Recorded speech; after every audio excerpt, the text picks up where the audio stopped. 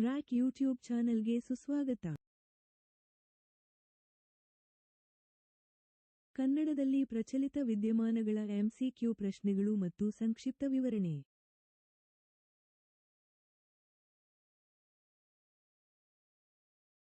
1. ADR ವರದಿಯ ಪ್ರಕಾರ ಕೇವಲ 15 ಲಕ್ಷ ಹೊಂದಿರುವ ದೇಶದ ಅತ್ಯಂತ ಬಡ ಸಿಎಂ ಎನಿಸಿಕೊಂಡವರು ಯಾರು? ಎ.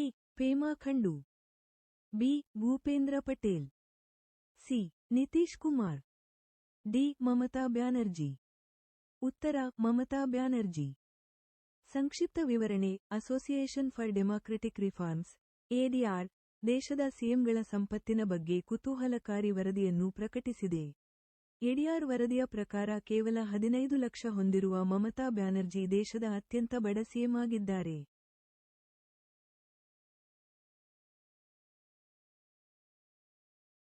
2. ಮನುಕುಲದ ಸುರಕ್ಷತೆಗೆ ಹಾಗೂ ಡೇಟಾಗಳ ಹಂಚಿಕೆಗೆ ಸಂಬಂಧಿಸಿದಂತೆ ಒಂದು ರೂಪುರೇಷೆಗಳಿಗೆ ಬದ್ಧರಾಗಿರಬೇಕು ಎಂಬ ನಿಟ್ಟಿನಲ್ಲಿ ನಾಸಾ ತಂದಿರುವ ಒಪ್ಪಂದ ಯಾವುದು? ಎ. ಬಾಹ್ಯಾಕಾಶ ಒಪ್ಪಂದ. ಬಿ. ಪರುಗಣಿಕಾ ಒಪ್ಪಂದ. ಸಿ. ಆರ್ಟೆಮಿಸ್ ಒಪ್ಪಂದ. ಡಿ. ಹೊಣೆಗಾರಿಕೆ ಸಮಾವೇಶನ. ಉತ್ತರ: ಆರ್ಟೆಮಿಸ್ ಒಪ್ಪಂದ. ಸಂಕ್ಷಿಪ್ತ ವಿವರಣೆ: ಆರ್ಟೆಮಿಸ್ ಬಾಹ್ಯಾಕಾಶ ಒಪ್ಪಂದಕ್ಕೆ ಇತ್ತೀಚೆಗೆ ಸ್ಲೋವೇನಿಯಾ ಮತ್ತು ಲಿಥುವೇನಿಯಾ ದೇಶಗಳು ಸಹಿ ಹಾಕಿದ್ದು, ಈ ಒಪ್ಪಂದಕ್ಕೆ ಸಹಿ ಹಾಕುವ ಮೂಲಕ ಈ ದೇಶಗಳು ತಮ್ಮ ಚಂದ್ರಯಾನ ಬಾಹ್ಯಾಕಾಶ ಕಾರ್ಯಕ್ರಮಗಳಲ್ಲಿ ಪರಸ್ಪರ ಸಹಕಾರದ ಮತ್ತು ಜವಾಬ್ದಾರಿಯುತ ನಡವಳಿಕೆಗೆ ಬದ್ಧವಾಗಿರುತ್ತವೆ.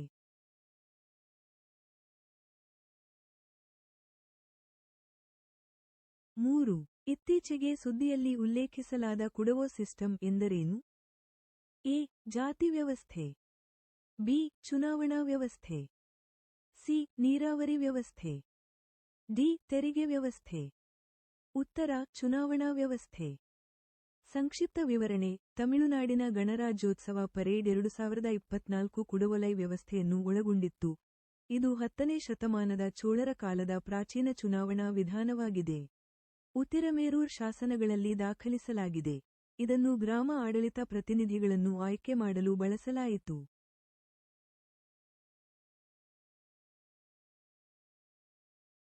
4. ಇತ್ತೀಚೆಗೆ IEEE ಕೇರಳ ವಿಭಾಗವು ಕೆಪಿಪಿ ನಂಬಿಯಾರ್ ಪ್ರಶಸ್ತಿಯನ್ನು ಯಾರಿಗೆ ನೀಡಿದೆ? A. Palanivel Veeramuthuvel. B. M. Shankaran.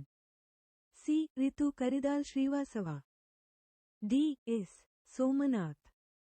ಉತ್ತರ: ಎಸ್. ಸೋಮನಾಥ್. ಸಂಕ್ಷಿಪ್ತ ವಿವರಣೆ: ಇಸ್ರೋ ಚೇರ್ಮನ್ ಎಸ್. ಸೋಮನಾಥ್ ಅವರು 2024 ರ ಕೆ.ಪಿ.ಪಿ. ಐಇಇ ಕೇರಳ ವಿಭಾಗದಿಂದ ನಂಬಿಯಾರ್ ಪ್ರಶಸ್ತಿಯು ಚಂದ್ರಯಾನ 3 ರಲ್ಲಿನ ಪ್ರಮುಖ ಪಾತ್ರಕ್ಕಾಗಿ ಮತ್ತು ಇಸ್ರೋ ಕಾರ್ಯಾಚರಣೆಗಳಿಗೆ ಗಮನಾರ್ಹ ಕೊಡುಗೆಗಳಿಗಾಗಿ. ಎಲೆಕ್ಟ್ರಾನಿಕ್ ಉದ್ಯಮದ ಪ್ರವರ್ತಕ ಕೆ.ಪಿ.ಪಿ. ಅವರ ಹೆಸರಿನಲ್ಲಿ ಈ ಪ್ರಶಸ್ತಿಯನ್ನು ನೀಡಲಾಗಿದೆ.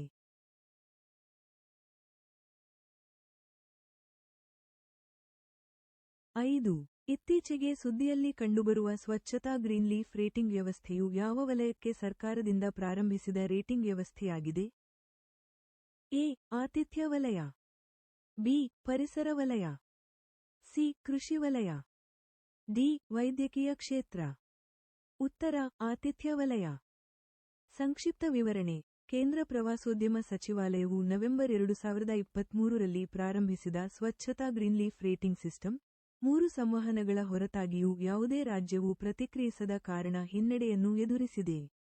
ಹೋಟೆಲ್ಗಳು, ರೆಸಾರ್ಟ್ಗಳು ಮತ್ತು ಹೋಮ್ಸ್ಟೇಗಳಂತಹ ಆತಿಥ್ಯ ಕ್ಷೇತ್ರಗಳಲ್ಲಿ ನೈರ್ಮಲ್ಯವನ್ನು ಹೆಚ್ಚಿಸುವ ಉದ್ದೇಶವನ್ನು ಈ ಉಪಕ್ರಮವು ಹೊಂದಿದೆ.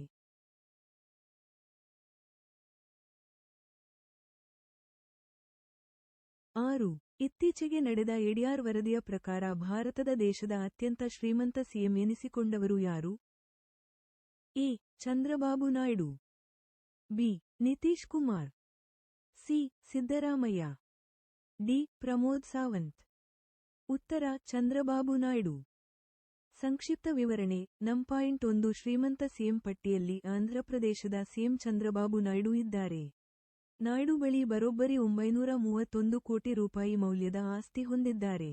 ನಾಯ್ಡು 10 ಕೋಟಿ ರೂಪಾಯಿಗೂ ಹೆಚ್ಚು ಸಾಲ ಹೊಂದಿದ್ದಾರೆ ಎಂದು ಎಡಿಆರ್ ವರದಿ ತಿಳಿಸಿದೆ.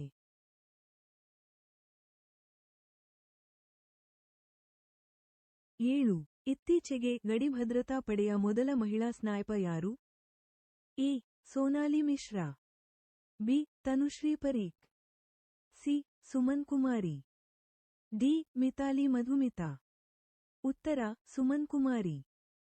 ಸಂಕ್ಷಿಪ್ತ ವಿವರಣೆ: ಸಬ್ ಇನ್ಸ್ಪೆಕ್ಟರ್ ಸುಮನ್ ಕುಮಾರಿ ಅವರು ಗಡಿ ಭದ್ರತಾ ಪಡೆಯ ಬಿಎಸ್ಎಫ್ ಮೊದಲ ಮಹಿಳಾ ಸ್ನೈಪರ್ ಆಗಿದ್ದಾರೆ. ಅವರು ಇತ್ತೀಚೆಗೆ ಇಂದೋರ್ನಲ್ಲಿರುವ central school of weapons and tactics CSWT ನಲ್ಲಿ 8 ವಾರಗಳ ಸ್ನೈಪರ್ ಕೋರ್ಸ್ ಅನ್ನು ಪೂರ್ಣಗೊಳಿಸಿದರು ಮತ್ತು ಬೋಧಕ ಗ್ರೇಡ್ ಅನ್ನು ಸಾಧಿಸಿದ್ದಾರೆ.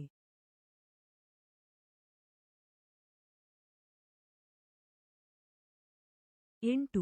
ವಿಶ್ವ ಹೋಮಿಯೋಪತಿ ದಿನ 2024 ವಿಷಯ ಏನು? ಎ. ಹೋಮಿಯೋಪತಿ ಕ್ಷೇಮಕ್ಕಾಗಿ ಜನರ ಆಯ್ಕೆ. ಬಿ. ಹೋಮಿಯೋಪತಿ ಇಂಟಿಗ್ರೇಟಿವ್ ಮೆಡಿಸಿನ್ಗಾಗಿ ಮಾರ್ಗಸೂಚಿ. ಸಿ. ಹೋಮಿಯೋಪರಿವಾರ್ ಒಂದು ಆರೋಗ್ಯ ಒಂದು ಕುಟುಂಬ. ಡಿ. ಸಾರ್ವಜನಿಕ ಆರೋಗ್ಯದಲ್ಲಿ ಹೋಮಿಯೋಪತಿ. ಉತ್ತರ ಹೋಮಿಯೋಪರಿವಾರ್ ಒಂದು ಆರೋಗ್ಯ ಒಂದು ಕುಟುಂಬ. ಸಂಕ್ಷಿಪ್ತ ವಿವರಣೆ: ವಿಶ್ವ ಹೋಮಿಯೋಪತಿ ದಿನವನ್ನು WHD ವಾರ್ಷಿಕವಾಗಿ ಏಪ್ರಿಲ್ 10 ರಂದು ಹೋಮಿಯೋಪತಿಯ ಸಂಸ್ಥಾಪಕ ಡಾ. ಸ್ಯಾಮ್ಯುಯೆಲ್ ಹ್ಯಾನೆಮನ್ ಅವರ ಜನ್ಮದಿನದಂದು ಅವರ ಗೌರವಾರ್ಥವಾಗಿ ಆಚರಿಸಲಾಗುತ್ತದೆ. 2024 ರ ಥೀಮ್ ಹೋಮಿಯೋಪರಿವಾರ್ ಒಂದು ಆರೋಗ್ಯ ಒಂದು ಕುಟುಂಬ. ಇದು ಸಮಗ್ರ ಆರೋಗ್ಯಕ್ಕೆ ಒತ್ತು ನೀಡುತ್ತದೆ.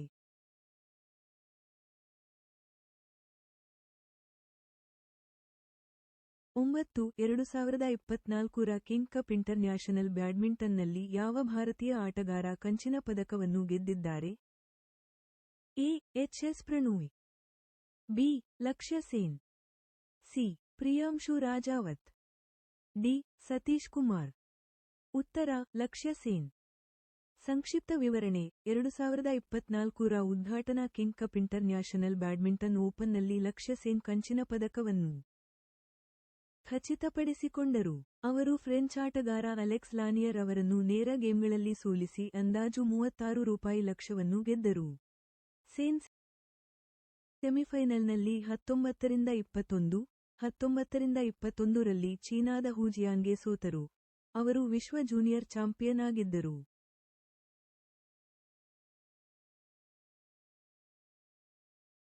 10. ಯಾವ ದೇಶವು ಡಿಸೆಂಬರ್ 2024 ರಲ್ಲಿ ನೋರೋವೈರಸ್ ಅನ್ನು ಏಕಾಏಕಿ ವರದಿ ಮಾಡಿದೆ? A. China. B. France. C. America. D. Russia. ಉತ್ತರ ಅಮೆರಿಕ. ಸಂಕ್ಷಿಪ್ತ ವಿವರಣೆ: ಯುನೈಟೆಡ್ ಸ್ಟೇಟ್ಸ್ US ನಲ್ಲಿ ನೋರೋವೈರಸ್ ಏಕಾಏಕಿ ತೀವ್ರವಾಗಿ ಏರಿದೆ. ಡಿಸೆಂಬರ್ ಆರಂಭದಲ್ಲಿ 91 ಪ್ರಕರಣಗಳು, ನವೆಂಬರ್ ಅಂತ್ಯದಲ್ಲಿ 69 ರಿಂದ ಹೆಚ್ಚಾಗಿದೆ. ನೋರೋವೈರಸ್ ಗ್ಯಾಸ್ಟ್ರೋಎಂಟರೈಟಿಸ್ ಅನ್ನು ಉಂಟುಮಾಡುವ ಹೆಚ್ಚು ಸಾಂಕ್ರಾಮಿಕ ವೈರಸ್. ಇದನ್ನು ಹೊಟ್ಟೆಜ್ವರ ಅಥವಾ ಚಳಿಗಾಲದ ವಾಂತಿ ದೋಷ ಎಂದು ಕರೆಯಲಾಗುತ್ತದೆ.